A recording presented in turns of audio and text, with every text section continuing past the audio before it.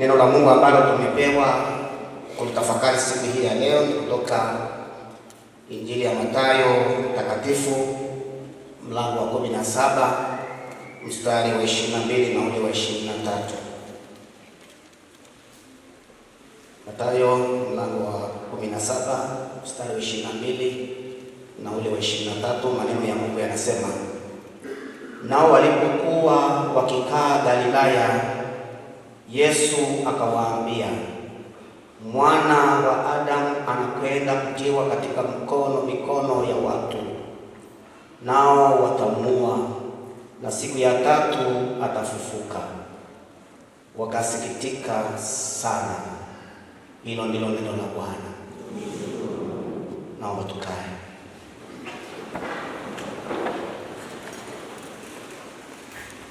Wapendwa, Bwana Yesu Kristo asifiwe.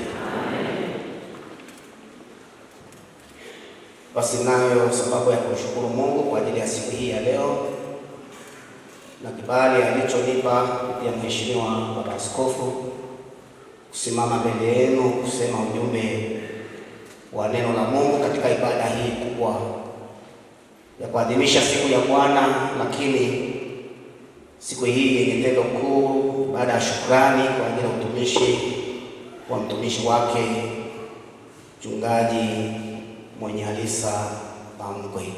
Mheshimiwa Baba Askofu, nashukuru sana. Wapendwa watu wa Mungu, kama tulivyosikia na kama ilivyo, leo ni siku ya Bwana ya saba kabla ya kuadhimisha sikukuu ya Pasaka, lakini ni siku ya Bwana ya mwisho kabla ya kuingia kwenye majira ya Kwaresma. Na kama tulivyosikia katika matangazo ya usharika siku hii ya leo kwamba Jumatano ni siku ya ibada ya majivu, ambapo tunaanza mfungo wa siku 40 kutafakari njia ya msalaba. Na katika somo hili tulilolisikia, Yesu ameweka bayana kwa wanafunzi wake kabla ya tukio lenyewe yale ambayo yanakwenda kutokea hapo mbele. Wako safari ya kwenda Yerusalemu, na si mara ya kwanza Yesu anaingia Yerusalemu. Alikwenda mara kwa mara nyakati za sikukuu, lakini safari hii ni safari ya kipekee, kwa kuwa ni safari hii wanayoenda sasa, kama alivyosema katika somo hili, anakwenda kutiwa katika mikono ya watu, ateswe na kufa, na kama alivyomalizia, lakini siku ya tatu apate kufufuka. Ni mara ya pili Yesu anazungumza na wanafunzi wake maneno haya ya kuandaa kwa ajili ya safari hiyo ngumu iliyo hapo mbele ya Yesu. Lakini katika hili analoliendea Yesu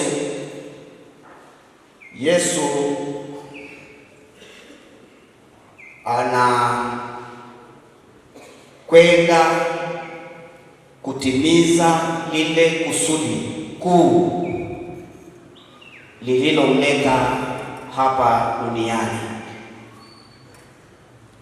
Tunajua kuja kwa Yesu au Mungu katika Yesu ni mpango wake mahususi kwa ajili ya ukombozi wa ulimwengu ambao kwa sababu ya uovu, kwa sababu ya dhambi, ulikimbia mbele ya Mungu. Na hii ni njia ya Mungu kutafuta tena ulimwengu uliopotea au uliokimbia kwa sababu ya dhambi, aurejeshe tena kwake. Anawaambia wanafunzi wake, tazameni tunakwenda Yerusalemu na haya yatatukia. Na tunaona hali ambayo iliwapata wanafunzi. Waliingia hofu, waliingia mashaka, na sijajua kwa nini wanafunzi waliingia hofu na mashaka. Wao walishika yale maneno ya mwanzo ya kwamba mwana wa Adamu atatua katika mikono ya watu, atateswa, atakufa. Wakaishia hapo, wakashindwa kutazama lililo hapo mbele, kwamba siku ya tatu atafufuka. Na mimi nikafikiri kwamba wangetafakari kwenda mbele zaidi, ili ndio hapo furaha na matumaini mapya, kwamba pamoja na kwamba watamtesa, pamoja na kwamba atakufa, lakini tunatumaini tena siku tatu tu ametaja kwamba atafufuka. Lakini wao waliishia zaidi hapo kwa kuangalia kwamba rafiki yao na Bwana wao anakwenda kuuawa. Wakaingia na hofu, wakasikitika. Wapendwa ndugu zangu, habari za mateso, kufa na kufufuka kwa Yesu ni habari ya matumaini kwetu sisi wote wa Kristo tunaomwamini. Kwa wote wanaomwamini ni habari ya matumaini mapya, habari ya njia ya msalaba ambayo Yesu aliiendea. Ni habari, tunazungumza habari ya wokovu wa ulimwengu, wokovu wetu wanadamu, wokovu wetu sisi wenye dhambi, waovu tuliomwacha Mungu. Na katika tendo hili ndiko tunapoona neema na upendo mkuu wa Mungu kwetu, kwamba sisi ambao tulistahili ghadhabu ya Mungu, Mungu anatuokoa kwa njia hii ya Yesu kujitoa sadaka ya dhambi, sisi tupate kuokolewa, tupate kupona. Na hii ndio habari njema, kwamba Yesu amekuja kutuokoa. Yesu amekuja kutafuta kile kilichopotea na kukiokoa. Hii ndio habari njema kwetu siku hii ya leo, kwamba Bwana Mungu kwa njia hii amekuja kukutafuta wewe na kutafuta mimi, ambao tumepotea katika dhambi, tumeondoka katika njia ya kweli na njia ya haki, ili apate kutuokoa. Amekuja ili mimi na wewe ambao tumetengwa na uso wa Mungu kwa sababu ya dhambi zetu, apate kuturejesha tena, tuitwe wana wake na warithi wa uzima wa milele. Wapendwa watu wa Mungu, katika lile somo la pili tulilolisikia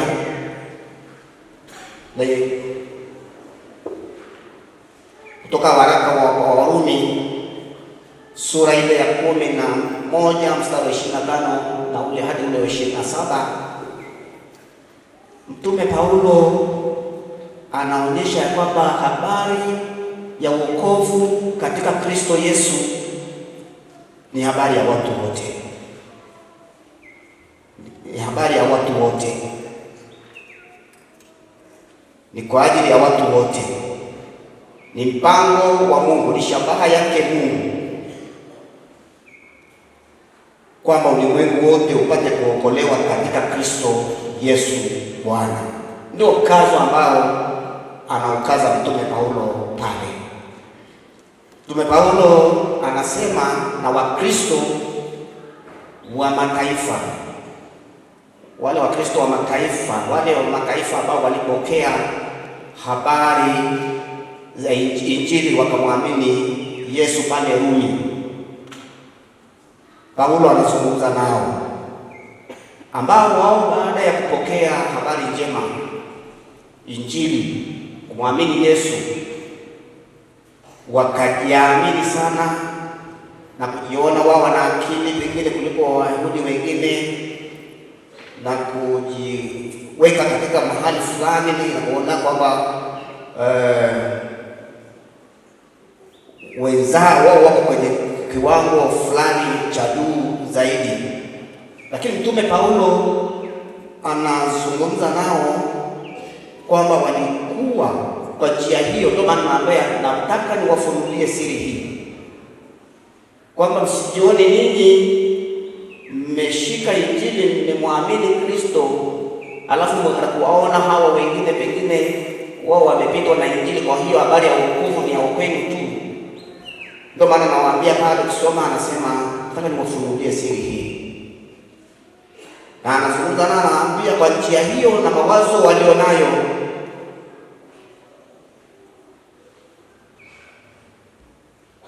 kufikiri kwamba wao ni bora kuliko Wayahudi wenzao kwa kufikia wito wa kumwamini Kristo si sawa, na anawaeleza ni kwa nini Injili ilifika kwa mataifa. Mwanzoni tunajua tulikuwa na taifa la Israeli, ndio liliitwa taifa teule la Mungu, taifa takatifu la Mungu, taifa teule la Mungu, na habari ya wokovu ulitajwa kwa Wayahudi wa Israeli, wana wa Israeli. Lakini Mtume Paulo anawaambia habari njema. Yesu anapokuja katikati ya Israeli, na wachache tu walimwamini Yesu na wengi hawakumwamini Yesu. Kumbe ulikuwa ni mpango wa Mungu ili Injili iweze kufikia watu wa mataifa. Tafsiri nyingine ni kwamba yawezekana kama wana wa Israeli wote wangemwamini Yesu, yawezekana ingeishia hapa.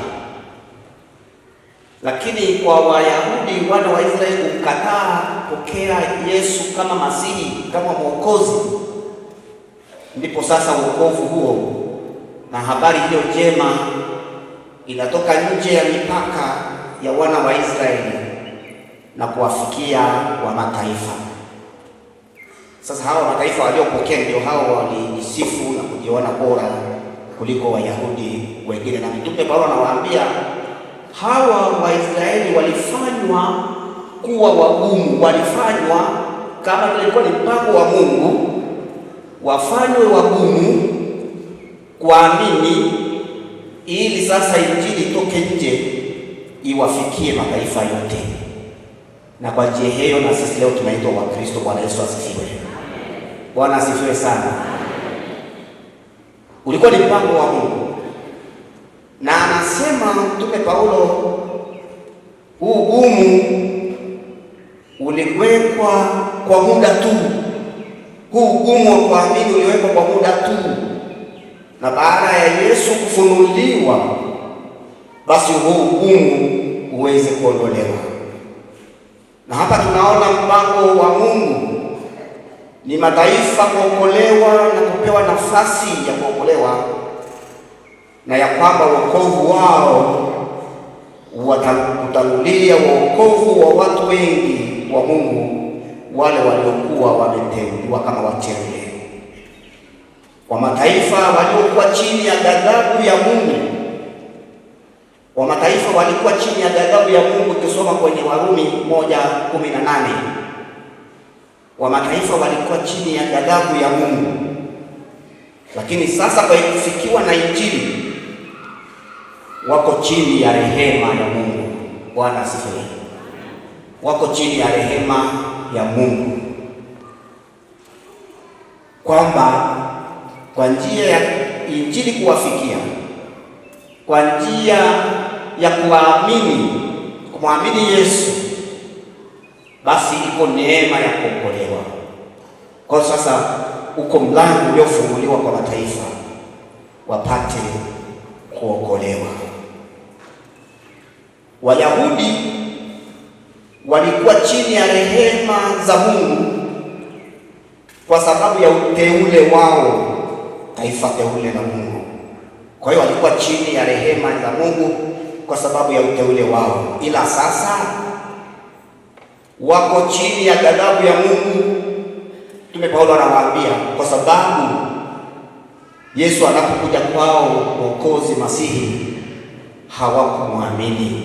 Kwa hiyo wako chini ya ghadhabu ya Mungu. Na hapa tunajifunza kwamba mtu yoyote, mimi na wewe leo, upo ama chini ya ghadhabu ya Mungu kwa sababu ya ugumu wa moyo wako, au chini ya neema au ya rehema ya Mungu kwa kumkubali na kumwamini Yesu. Bwana Yesu asifiwe sana. Bwana asifiwe. Sasa jiulize, wewe umesimama wapi? Mungu anapokutazama leo, uko chini ya ghadhabu yake kwa sababu umefanya moyo wako kuwa mgumu kumwamini Yesu huyu na kuyaishi mapenzi yake, au uko chini ya rehema za Mungu kwa sababu umemwamini Kristo Yesu pamoja na udhaifu wako, pamoja na udhaifu wetu wa kibinadamu, lakini kwa njia ya imani mlango umefunguliwa kwetu kwamba mimi naweza kupokea tena rehema ya Mungu nikafanyika tena mtoto wa Mungu. Bwana asifiwe. Wapendwa ndugu zangu, Mtume Paulo anatuambia tusipozipokea rehema za Mungu katika Kristo Yesu tunapatwa na ghadhabu yake. Na inawezekana Mungu anayo hasira juu yako kwa sababu ya jinsi unavyoenenda, wala hutaki kubadilika, wala hutaki kujuta, wala hutaki kutubu. Anasema tusipopokea hii rehema inayokuja kwetu kwa njia ya Yesu Kristo, basi ghadhabu ya Mungu inakuwa juu yetu. Mchungaji Mamkwe amefanya yale aliyompasa, lakini ninapojipima kwenye somo hilo, maneno hayo ya Yesu, ninajiuliza sana kwamba Mungu akifunua kitabu chake na Jobu description zetu, yale ambayo Mungu alipaswa yainisha kwamba sisi ndio majukumu yetu kama wachungaji, kama mtumishi, hivi nimefanya yote au nitakutwa na madeni na mapengo mengi ya mambo mengi ambayo sijatekeleza? Kwa wakati mwingine mimi nikitafakari haya najiona yawezekana tuna madeni mengi kwa Mungu. Na natafakari, mtu unapofikia mwisho utumishi wako, kama ukasimama sasa, Mungu akakwambia, bwana, miaka 30 nikupa ukawa mtumishi, ukawa mchungaji, ukawa mwinjilisti, ukawa parishweka, ukawa mkuu wa jimbo, nafasi nyingine yote ile, na haya ndio nilitazamia kwa miaka 30 niliyafanya. Katika ukurasa wa kwanza unaweza kukuta umetimiza robo tu, mengine ni madeni. Wapendwa, kwa kupimwa na neno hili kwamba yako tulioagizwa kufanya, sisi kama watumwa wa Mungu tufanye wajibu wetu kwa bidii na kwa kujituma, ili tunapofika siku kama hii, Mungu asije akasema mtu mnamfanyia ibada bure tu, mbona alitimiza machache na mengi aliacha. Yesu anasema mapenzi ya Mungu ni haya, kwamba wale wote ulionipa usipoteze hata mmoja. Sisi tumepewa kukusanya na kuchunga, lakini wakati mwingine Mungu aturehemu, tunapoteza, tunatawanya. Kwa hiyo tunahitaji kuwa makini sana, na wakati mwingine kujipima hata kwa neno hili. Wakati mwingine unaweza kusema mimi ni tu muumini wa kawaida, mimi niwe tu muumini wa kawaida, maana kusemaje mbele za Mungu kama niliharibu kuliko kufanya lile kusudi ambalo Mungu alikusudia nilifanye.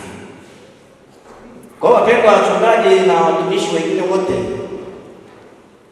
kwa kuwa mbele za Kristo tuna rehema, basi nafikiri mimi siku ya kustaafu kwangu niombe toba na rehema kwanza, kabla sijaenda dadani, niombe Mungu anirehemu kwa yale mengi ambayo nilishindwa kutimiza, na nikubali tu sasa nistaafishwe kwa heshima. Mchungaji Mwamko, tunakutakia kila laheri katika kustaafu kwako, na Mungu akupe hekima ya namna ya kuenenda na kukaa baada ya kustaafu kwako. Bwana aendelee kuona utumishi wako. Amen.